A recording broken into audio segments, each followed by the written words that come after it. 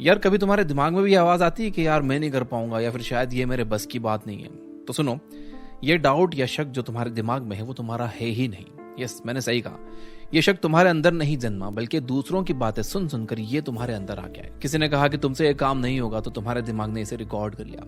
लेकिन भाई, ये शक एक बीमारी है, एक मेंटल वायरस जैसा, जो लगातार तुम्हें कमजोर बनाता है। लेकिन अगर मैं कहूँ कि तुम्हें डाउट नहीं बल्कि बिलीफ पैदा करना है, और ये बिलीफ कोई इमोशन नहीं, कोई इमेजिनेशन नहीं, बल्कि एक डिसीजन होने वाला है। अब सवाल यह है कि बिलीफ का डिसीजन कैसे बनाएंगे, कैसे अपनी आइडेंटिटी को इस शक से ऊपर उठाएंगे। देखो, ये बात नेपोलियन हिल ने think and grow rich book में बहुत ही बढ़िया तरीके से बताई है। पहले तो ये जान लो कि तुम शक के लिए नहीं, जीत के लिए बने हो। तुमने शक को अपने दिमाग में फीड किया है, रोजाना अपने आप से ये बोल करके मैं हार जाऊंगा या शायद मैं कर नहीं पाऊंगा। लेकिन असल में बचपन में देखो, कोई बच्चा अपने आप पर शक नहीं करता। वो गिरता है, उठता है, रोता है, चिल्लाता है, लेकिन डरता नहीं है। लेकिन हम लोग क्यों डरते हैं? समाज ने हमें सिखाया है कि तुम बड़े सपने मत देखो, तुमसे नहीं होगा, क्यों इतना बड़ा सोचते हो। लेकिन क्या हेनरी फोर्ड ने भी ऐसा सोचा था? वो भी तो अपने कार बनाने के लिए लाखों बार फेल हुआ था, लेकिन उसने कहा चलो बनाओ, फिर बनाओ। उसका दिमाग शक पर नहीं, डिसीजन पर चलता था। थॉमस एडिसन, वो तो 10,000 बार फेल हुआ, पर उसने कहा मैं फेल नहीं हुआ, बस 10,000 तरीके ढूंढे जो काम नहीं करते। इसे कहते हैं माइंडसेट की ताकत। अब सोचा, अगर ये लोग शक में फंसे हुए होते तो आज हमें लाइट बल्ब और कार्स नहीं मिलती। ये लोग रोज रोज ये बातें खुद से दोहराते थे कि मैं वो आदमी हूं जो जीतने वाला है। इसे कहते हैं रेपिटेशन का जादू। मतलब ये ऐसा है कि जैसे तुम हर रोज अपनी बाइक की चाबी गलती से फेंक देते हो और फिर सोचते हो कि यार शायद मैं बाइक चलाना नहीं सीख सकता।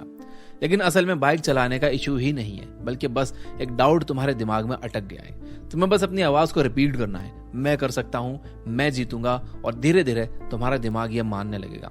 इसे नेपोलियन हिल ने ऑटो सजेशन का नाम दिया है। ये एक साइंटिफिक प्रिंसिपल है। हमारा सबकॉन्शियस माइंड लॉजिक नहीं समझता, वो मानता है जो हम रोजाना दोहराते हैं। अगर तुम रोज ये कहते हो कि मैं सफल हूं, तो धीरे धीरे तुम्हारी आदतें, तुम्हारी सोच और तुम्हारा बिहेवियर सब उसी डायरेक्शन में बदल जाएंगे। चलो एक और बात बताता हूँ। हर्नान कॉर्टेज नाम का एक स्पेनिश योद्धा था। वो मैक्सिको के तट पर उतरा अपने कुछ साथियों के साथ, वहां के बड़े और ताकतवर साम्राज्य से लड़ने। और उसने क्या किया? उसने अपना जहाज जलवा दिया ताकि वापस लौटने का कोई रास्ता ही ना रहे। अब उसके सामने सिर्फ दो ऑप्शन थे, या तो जीतना या खत्म हो जाना। तो उसने पूरी ताकत से लड़ाई लड़ी और जीत भी गया। इसीलिए कहते हैं बर्न द बोट्स, मतलब कोई बी प्लान ही नहीं रखना। अगर तुमने पिछले दरवाजे खुले रखे तो तुम्हारा दिमाग हमेशा कहेगा कि शायद वापस जाना ही बेहतर है। लेकिन असली विनर वो होता है जो पीछे मुड़कर ही नहीं देखता। यानी वो जॉब छोड़ो जिसमें तुम्हारा दिल नहीं लगता, वो रिश्ता तोड़ो जो तुम्हें नीचे खींचता है, वो सोच छोड़ो जो कहती है कि तुझसे नहीं होगा। बस एक बार ठान लो कि अब पीछे नहीं हटना है। अब मैं चाहता हूं कि तुम ये बातें जोर से बोलो। मैं खुद पर डाउट नहीं करता, मैं डिसीजन लेता हूं। मैं डर के सामने नहीं झुकता, मैं आज से अपनी जीत का मालिक हूं। हर सुबह यह दोहराओ, हर रात को यह दोहराओ, जब तक तुम्हारा माइंड इसे एक रूल की तरह नहीं मानने लगे।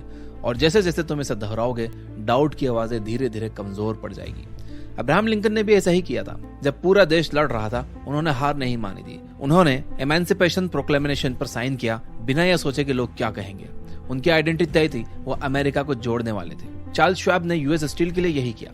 उसने जल्दी फैसले लिए और पीछे मुड़कर नहीं देखा।